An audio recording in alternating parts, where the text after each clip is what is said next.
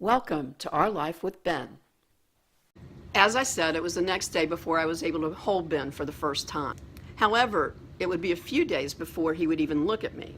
He slept for 3 entire days. This meant that he was not eating at all. He also had very low muscle tone.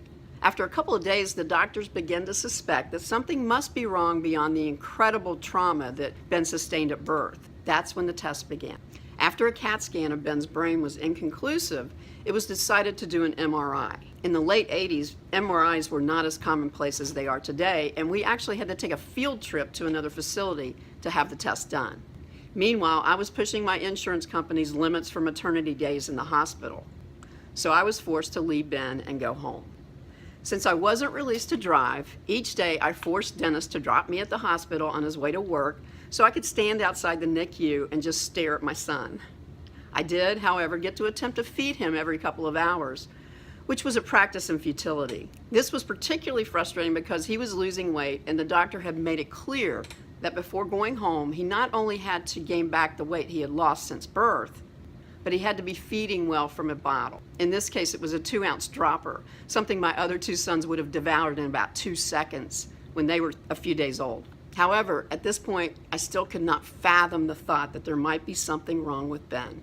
I truly believed that he was just feeling the effects of a very bad first day.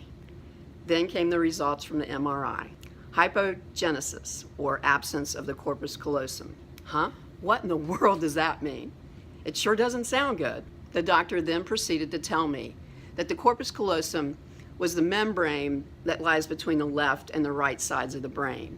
It helps the 2 sides communicate with one another. Ben's membrane was almost non-existent, and without it, there could be developmental delay. In addition, it at least somewhat explained Ben's low muscle tone. Then it hit me. It was very possible that Ben was not going to be a normal child. The doctor said he could not give us a prognosis because of what little they still knew. At this point, we needed to concentrate on getting Ben strong enough to come home. I distinctly remember my next thought. This is not what I signed up for.